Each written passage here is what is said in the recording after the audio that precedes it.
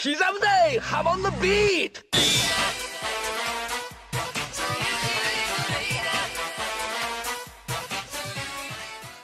Last time I went over a list of lesser known bits of trivia when it comes to JoJo. That was a fun video to make, and it did expose a lot of people to things they had never heard about before. So let's do it again. Here's another list of JoJo fun facts you may not know about. During JoJo's original run in Shonen Jump, it actually had a subtitle part of its title. It said, "Romantic Horror: A Crimson Tale." This tagline stayed with the series until it was eventually abandoned in Part 6. In a Q&A segment from 1998 during the publication of Part 5, someone actually asked Araki what the meaning of the tagline was. He says it was just something added by the editor and that there was no deep meaning to it. Then he says he feels like it could be removed now. And of course, very soon after this, when Part 6 began, it was gone. So it's likely that they pretty much forgot about the purpose of this tagline until somebody brought it up. That isn't the only title change JoJo has undergone though. Many of the JoJo parts that we know today actually didn't have their recognizable names when they first ran.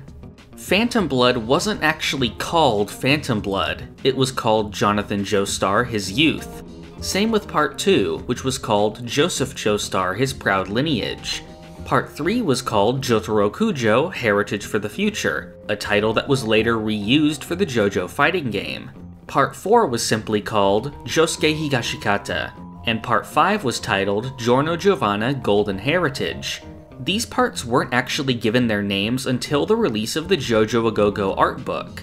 Stone Ocean was the first part to release with the same name it had later, although the title was still slightly different with it being called Jolene Kujo Stone Ocean. Steel Ball Run and JoJolion had no changes to their titles whatsoever. However, maybe we'll see one more change in the future, since the title of Part 9, JoJo Lands, is so far listed as tentative, meaning it's still subject to change. Here's one last title-related bit of trivia. The English translation of the series title was actually different before. After Viz Media began releasing the first English translation of Bao in 1990, they planned on bringing JoJo to the West soon after under the title The Strange Adventure of JoJo. This title is also visible in the notes at the end of the first English Bao issue. However, Bao's English release completely flopped, and plans to translate JoJo were abandoned. Once bits of JoJo started to come to America later, they used the title that we know today, JoJo's Bizarre Adventure. In the Phantom Blood manga, there's something not a lot of JoJo fans might know about. After Tarkus and Bruford are first introduced, we get narration going over the 77 Rings Challenge. This was an event that the two knights took part in the past. It's a training method that involves climbing the mountains and defeating 77 opponents along the way. Each opponent carries a ring, and when you defeat them, you add that ring to yourself. So when you reach the end, you have 77 rings totaling over 100 kilograms. So why am I talking about this? Well, it's related to a couple of fun facts actually. If you've played the game Dark Souls, you may be familiar with the armor of Thorns. According to the Dark Souls design works, series director Hidetaka Miyazaki says that the original concept for this armor came from the 77 Rings trial. They worked with the concept of adding thorns to the rings until eventually this idea morphed into the armor of Thorns as it appears in the game.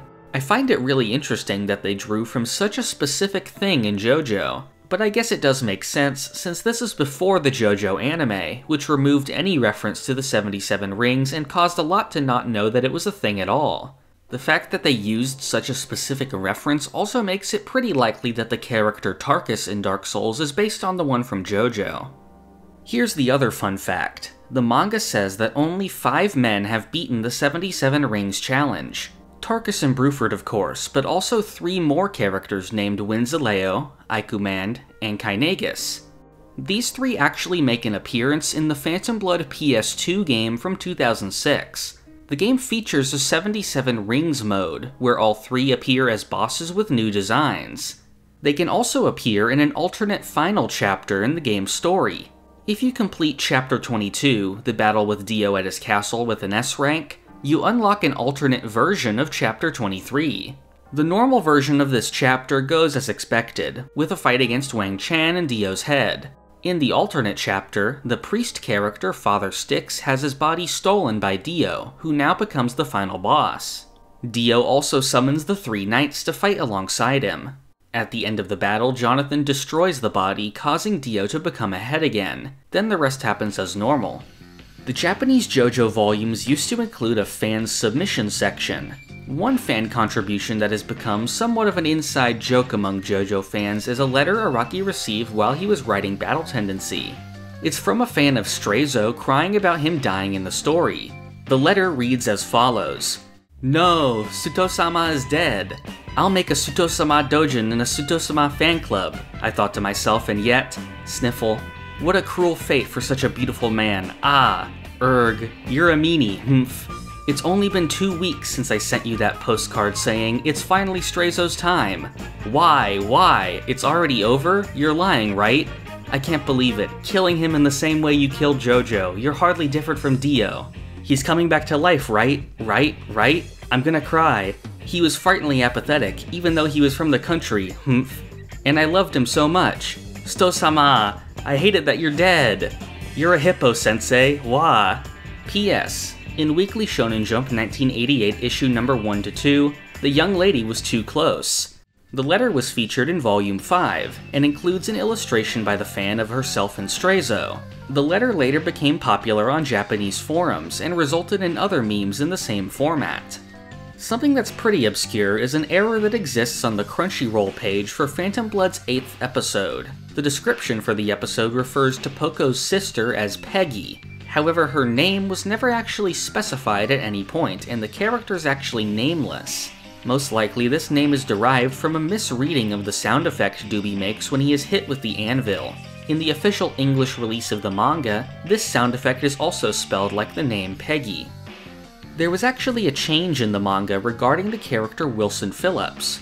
Most people remember the iconic scene of Dio getting in the car with him, when the senator acts nice until Dio rips out his teeth. But this was actually not the original version of this scene. In the Weekly Shonen Jump release in 1992, he was actually mean to Dio at first. For an unknown reason, this was changed in the volume release to be what we know today. I can only imagine that this was done to make the senator a more sympathetic character so Dio would appear more evil. One thing you may not know is the censorship from throughout the series. In 2008, there was a controversy surrounding the Muslim imagery shown in JoJo.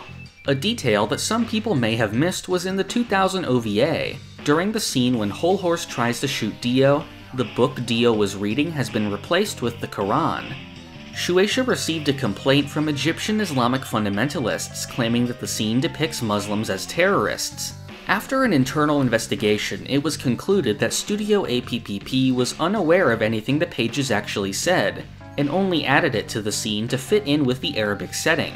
Shueisha halted DVD sales of the OVA, and after reviewing the manga itself, also decided to censor the scene of Kakuin's fight against Dio, which appeared to take place above a mosque. Araki was asked to redraw the pages, which are the ones still used to this day. There's some more censorship in JoJo, this time with the English manga. From 2005 to 2010, Viz Media published the entirety of Stardust Crusaders in paperback form. This was the only main JoJo part to have an official translation until the current English release began in 2015. The old release is home to a fair bit of censorship. The first comes during the Yellow Temperance fight, when Pookie the dog is killed. The English version changes the angle to make it less graphic. The oddest choice in my opinion comes from the Death 13 fight. In the original version, Kakuin watches a dog die in his dream and then the dog appears in real life. However, in the localized version, the dog is replaced with a giant rat. The violence isn't censored at all here. The only difference is that now it's edited to be a giant rat. At some points, it's still very obvious that it's meant to be a dog, especially if you look at the body. In the original, the dog was a boy's pet, but in this version, the same boy just points out that there's a giant rat corpse, meaning this cartoonishly huge rat just actually exists normally. Another bit of censorship comes from the end of the fight, with the English version changing the angle of the spoon to avoid showing the poop. While the physical English release is still on Part 5 so far, English chapters of Part 6 have actually begun releasing weekly through Shonen Jump. This has actually brought us one more bit of censorship. One of the prisoners seen in the background has had her skin tone and facial features altered, as well as the banana in her hand replaced with a sandwich, likely to avoid any comparisons to blackface or racial stereotypes. One bit of weird localization relates to the character Steely Dan. In the old Viz paperback release, he was called Rubber Soul. However, the name Rubber Soul already belongs to a different character from the same part, the user of the stand Yellow Temperance. I can only assume that this came about through some sort of mix-up, since the two characters do look pretty similar. If you're wondering what the actual Rubber Soul was called in this version, it doesn't matter since he never actually said his name in the manga itself. He wasn't given a name by Araki until later. The name first appeared in the fighting game Heritage for the Future, and it was later listed as his name in the JoJo A Go-Go art book. Here's something else interesting. The actor that portrays Rohan in the live-action The Spokeshibe Rohan TV drama is Issei Takahashi. He's a well-known actor in Japan and is also a huge fan of JoJo. People who aren't familiar with Japanese movies or TV shows may not recognize him, but there's a good chance you've actually seen him before. He makes a minor appearance in the Quentin Tarantino movie Kill Bill Volume 1. He's credited as Crazy 88 No. 4, and appears in a few different scenes. The art book titled JoJo 6251 actually has an interesting meaning behind its name. The number in the title is actually the total page count across all parts of JoJo at the time the book was announced. This number later reappeared in JoJolion in the name of the liquid drug Lokakaka 6251. One interesting connection comes from Part 6, specifically the photo of Jotaro and his wife found in the amulet. Like a lot of Araki illustrations, this is based on a photo from a fashion shoot. This one comes from Vogue Italia 1998, and the models featured are Christian Duer and Hannah Thorne. The interesting thing here is that Christian Duer was actually the face model of Leon Kennedy's design in Resident Evil 4, creating an odd connection between Part 6 Jotaro and the Resident Evil series. In a further coincidence, the English voice actor for Jotaro, Matthew Mercer, was actually the voice of Leon from 2011 to 2016, most notably in Resident Evil 6. JoJo has a battle royale game exclusive to Japanese arcades called JoJo's Bizarre Adventure Last Survivor. It features gameplay similar to Fortnite, but of course in a JoJo setting. The game has gotten updates over time, adding characters to the game.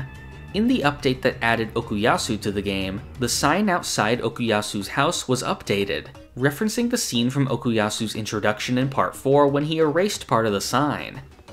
JoJo actually has some ties to the Japanese hip-hop group Sold Out. The members of the group are big fans of JoJo and cite Araki as one of their creative inspirations. In their song Magenta Magenta, there's even a reference to the Red Stone of Asia in the lyrics. The band has collaborated with Araki multiple times and has met him in person for interviews. In 2006, the band's 12th single titled Catwalk released. It featured a cover drawn by Araki, depicting the band members as feminine killer queens. Later, one of the members of the band, Shinosuke, was actually credited in the manga itself. In Chapter 40 of Steel Ball Run, there's a small note next to a panel of Gyro thanking Shinosuke for applying the screen tone.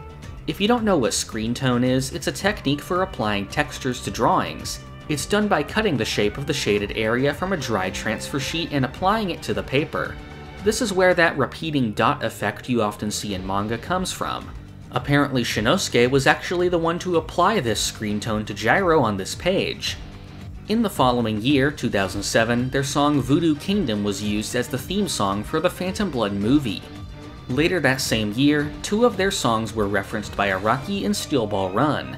The character Wekapipo is named after a song of the same name, and his companion Magenta Magenta is named after the previously mentioned song Magenta Magenta. Due to their connection to JoJo, various fan-made videos for the series often use their songs as background music. For a similar topic, Araki has actually done art for a few more album covers. In 2000 and 2002, Araki drew covers for two albums by the Japanese musician Sugi Rumen. In 2009, a single titled Breeze Girl by the band Baseball Bear featured an illustration of Yukiko on the cover, reused from the Part 4 manga. According to the band, their music video director showed the panel of Yukiko to their vocalist while they discussed the song's lyrics. The lyric in question reads, "Masterpiece of a girl with black fluttering hair." Since the image fit the song so perfectly, they asked Araki for permission to use the image and he accepted. So it ended up being used on the cover of the song. The music video for the song also features a girl dressed similarly to Yukiko. In 2012, an album called X-Cross was released by the singer Sayuri Ichikawa. The cover was drawn by Araki, featuring the singer posing. Araki himself has also been pictured with her, replicating the pose. For her performance at a New Year's Eve special in 2012, Araki also created an original illustration, which appears in the background during the concert. For his first collaboration with a non-Japanese band, Araki drew the cover of the album Loopified by the Swedish band Dirty Loops in 2014. And finally, in 2015, Araki drew the cover of the album Main Themes by the Japanese composer Akira Senju, with the composer on the cover doing a pose similar to Giorno. One bit of obscure JoJo media is the Steel Ball Run Vomic. This was a series of videos released for Steel Ball Run, adapting parts of the first 7 chapters of the manga in audio drama form accompanied by images of manga panels. The 4 episodes released weekly throughout December of 2007. These were the first voiced appearances of the Steel Ball Run characters, with none of the voice actors used here coming back to reprise their roles in later media. The end of each of the 4 episodes has a short segment where one of the voice actors speaks freely. The Vomic format is used to promote new releases, so only 4 episodes exist, adapting from the beginning of the manga up until partway through the first stage of the race. All 4 episodes have been uploaded to YouTube, but they lack any English subtitles. Some Vomics are still being made to this day for other Jump series, on the official Jump Comics YouTube channel. Another obscure Steel Ball Run tie-in was the official website, which featured a variety of flash animations used to promote the manga. Some of these were very cool and have been used in a lot of fan videos over time. Unfortunately, while the site is still up, Flash Player is no longer supported. All of the animations that were on it are still archived on YouTube. These animations actually featured original music from the band Poyama. These songs were later released on an album called Soul Beat Replica in 2011. The website for the album says that the songs were inspired by their involvement in creating background music for the website of a certain manga, obviously referring to JoJo. Each of the songs is not so subtly named after something from Steel Ball Run, such as In a Sandish Way referencing the stand In a Silent Way, and Sugar Fountain referencing Sugar Mountain. The cover art features 2 cowboys and beings that are similar to stands. One is a humanoid stand with rope powers that are similar to Oh Lonesome Me, and the other is a small horse. There's also what appears to be a clock with leaves on it sitting on a tree, which looks similar to the pins used by Oyokomova. I probably should have mentioned these in my video on obscure stands, but unfortunately I completely forgot about them. Maybe someday in the future when more stands are introduced, I'll remake that video and be sure to include these. 3 promotional videos for the album also released on the group's official YouTube channel. The video for the song The World of Mandem shows the rope stand and things that look like steel balls. And the video for Sugar Fountain shows the horse stand. According to Poyama, the cover was drawn by an artist named Ami, who apparently worked on the official color scans of Steel Ball Run. The stand Fun Fun Fun that appears early in JoJolion actually had a different design originally. In the original Ultra Jump release of Chapter 5, the stand actually had arms and legs. Later it appeared with a more non-humanoid form, and the panel from before was updated in the volume release to reflect that. That's all the fun facts I have for now, but if I come across some more, I'll definitely make another video in the future. If there's anything you'd like to see me cover that wasn't gone over in these 2 videos, comment them down below. If you want to be updated on new videos and chapters, join the Hum and Beat Discord using the link in the description. To receive rewards like Discord perks and some uncut videos, you can support the channel on Patreon. And finally, for future videos, subscribe to the channel. Thank you for watching. This is the part of the video where I thank my $5 and up patrons. Thank you to the Owl God, Alex Ramirez, Doorbell, Monkman, Ashton Joseph Miller, Crayon, Rigo Vids, Zukato, Shane Giger, Sentai, Pumpkin Doge, Marrow, Bailey Smile, Ali, Almighty Quarth, Oof, PBA SVG, Cowrie, Tucker Gold, Halil, Gatlin Grove, Vess, and Josh.